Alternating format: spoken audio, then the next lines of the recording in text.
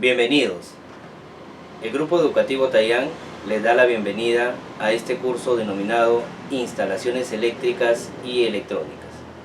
Como ustedes pueden observar, aquí en la mesa tenemos los elementos, herramientas, equipo de protección, es decir, todo el material que nosotros vamos a utilizar en nuestro curso de instalaciones eléctricas y el cual vamos a describir poco a poco cómo es que vamos a trabajar con este tipo de herramientas. Quien les habla es el ingeniero electrónico Eric Raúl Coveñas León. Muy bien, empecemos haciendo una descripción de todo lo que tenemos en nuestra mesa de trabajo. En primer lugar, nunca debemos descuidar nuestra seguridad.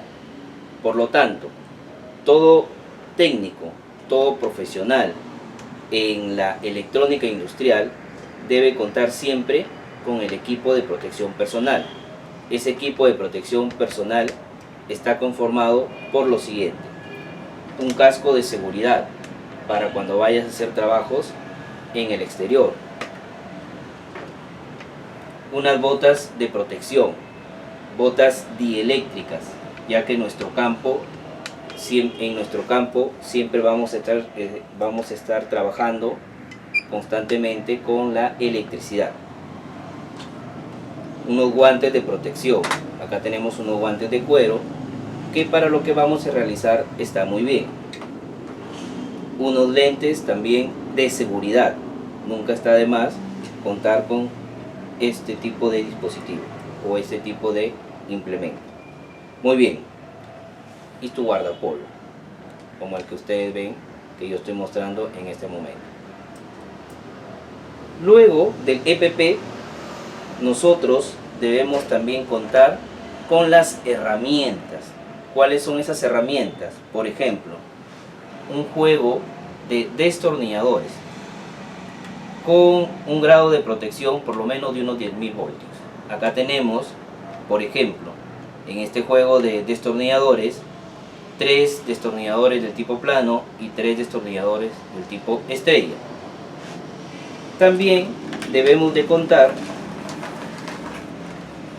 con un juego de alicates: alicate universal, alicate de punta y nuestro alicate de corte.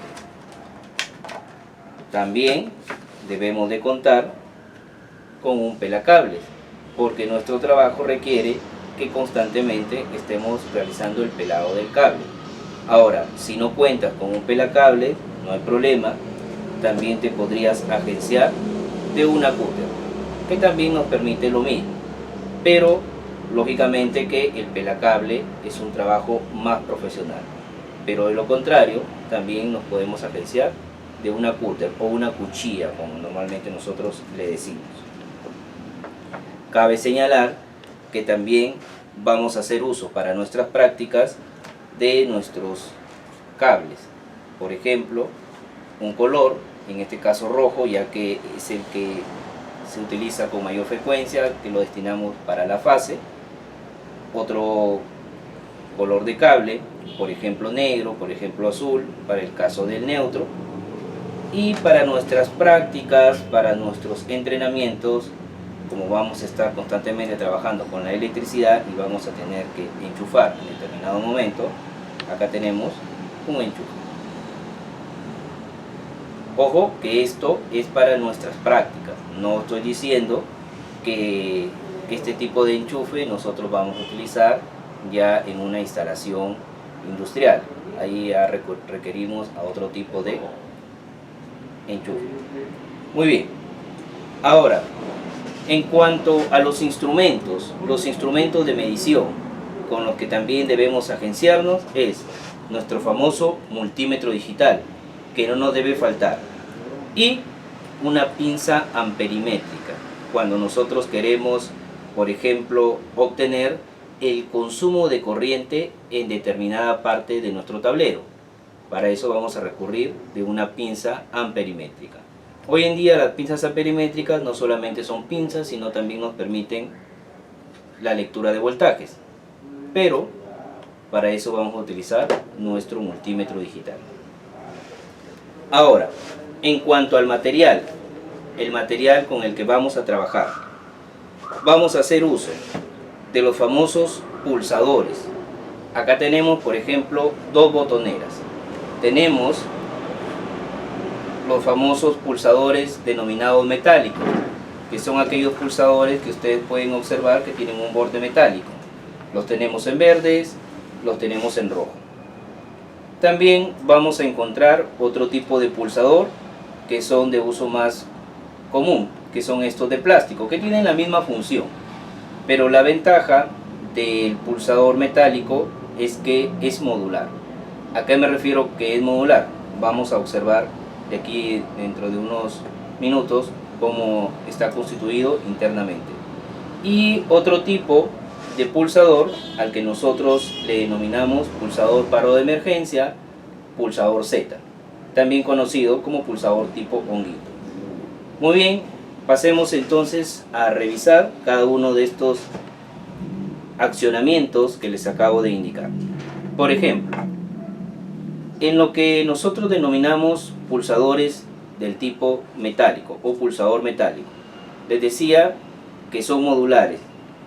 Como podemos observar, tenemos aquí módulos, unas cajas que nosotros podemos intercambiar a nuestro gusto, o si se nos llega a dañar este módulo, lo extraemos y compramos el repuesto y nuevamente colocamos el módulo ahí y ya le habríamos dado solución a un problema que se nos puede presentar.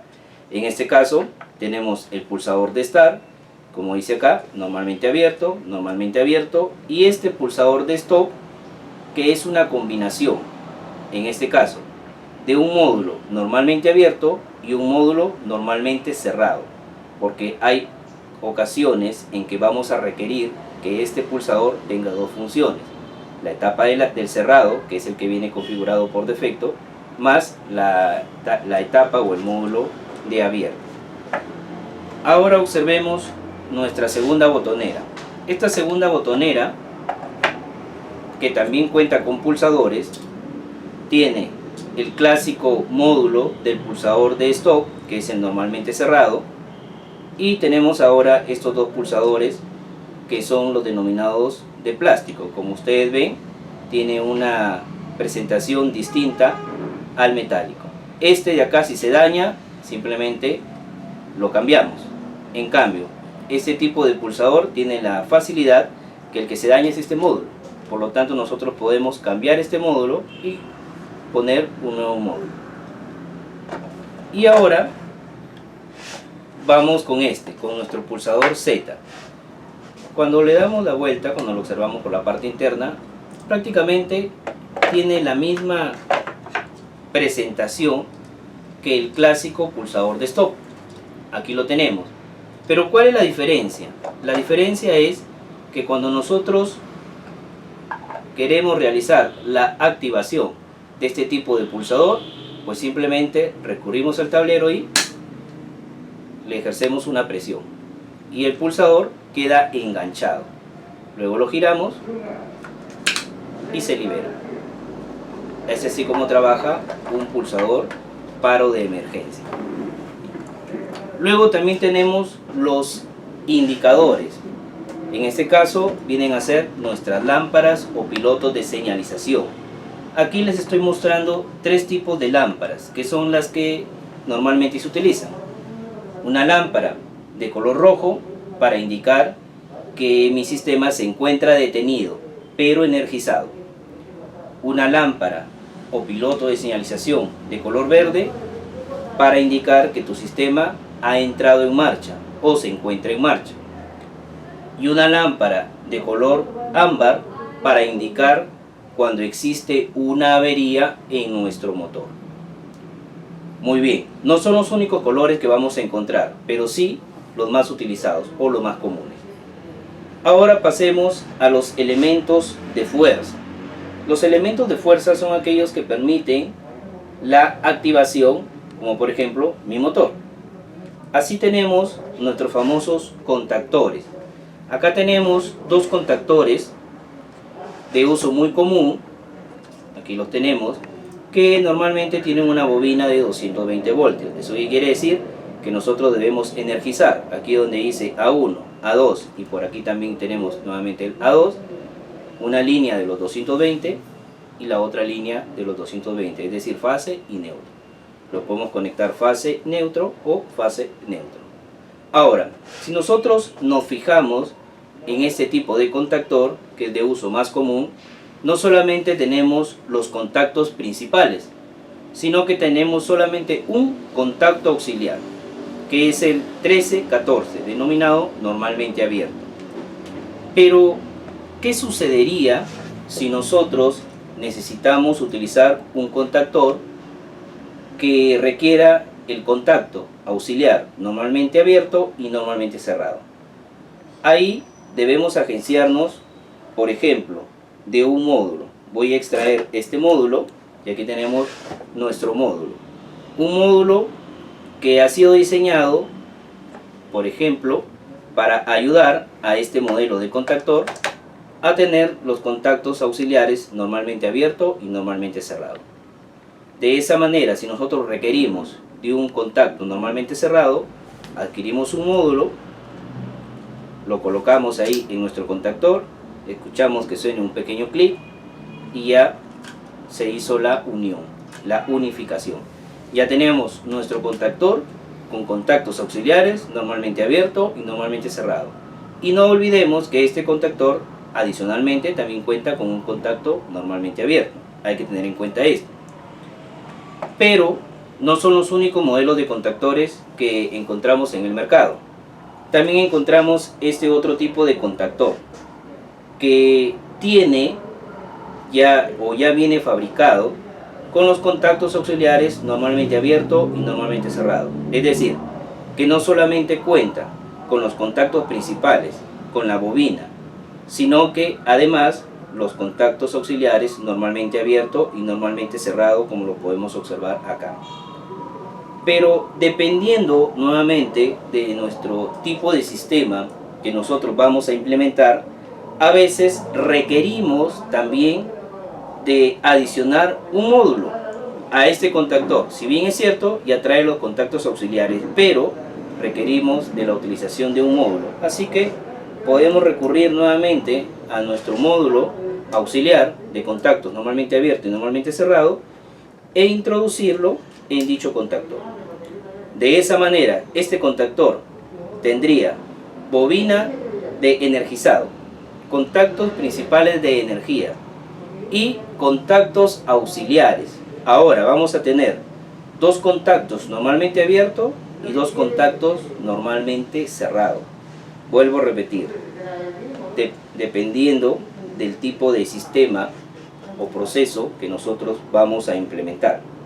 Ahora, les hablaba hace un momento de cuando existe una avería en el motor, se tiene que activar una lámpara, que es esta de acá que les decía, que es una lámpara de señalización de avería de motor.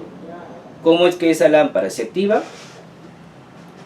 Se va a activar con la ayuda de este relé térmico. Este relé térmico se ha diseñado para cumplir esa función. Cuando detecta una avería en el motor, el relé térmico envía la orden de detener el proceso y automáticamente se tiene que encender una lámpara. Aquí podemos observar que ya tenemos instalado en nuestro Real DIN, porque vamos a necesitar de un Real DIN para poder sujetar nuestros contactores. Aquí tenemos los contactores que traen los contactos auxiliares, normalmente abierto y normalmente cerrado, y uno de ellos le hemos incorporado, le hemos acoplado el relé térmico. Es así como nosotros deberíamos realizar el acoplamiento o la instalación. Ahora, para nosotros poner en marcha nuestro sistema, debemos de poder tener la facilidad de activar o desactivar, o energizar y desenergizar la parte de la conducción eléctrica. Para eso nos vamos a agenciar de los famosos relé térmicos. Tenemos un relé térmico del tipo monofásico que va a permitir la activación o desactivación, es decir, de entregar energía o quitarle energía a mis elementos de control, de mi tablero de control. Y vamos a necesitar de un relé térmico del tipo trifásico para lo mismo, proporcionar energía o cortar la energía a la parte de fuerza. Me estoy refiriendo cuando nosotros necesitamos que se active nuestro motor. Entonces, en un tablero de control vamos a encontrar una llave térmica trifásica, una llave térmica monofásica y nuestros contactores. Esto es lo que vamos a encontrar normalmente. No estoy diciendo que sea lo único, nuevamente dependiendo del tipo de proceso que nosotros vamos a trabajar. Vamos a requerir posiblemente de un contactor, de 2 contactores, 3 contactores, etcétera, ¿no? De la cantidad de contactores que nosotros necesitemos en ese momento. Muy bien, entonces esta ha sido la explicación del equipo de protección, de las herramientas, de los instrumentos, de los materiales que nosotros vamos a estar utilizando en nuestro curso de instalaciones eléctricas y electrónicas, específicamente en el módulo de tableros de control industrial. Bien, espero que haya sido de su agrado esta presentación del curso y los esperamos en el grupo educativo Tayano. Nos vemos.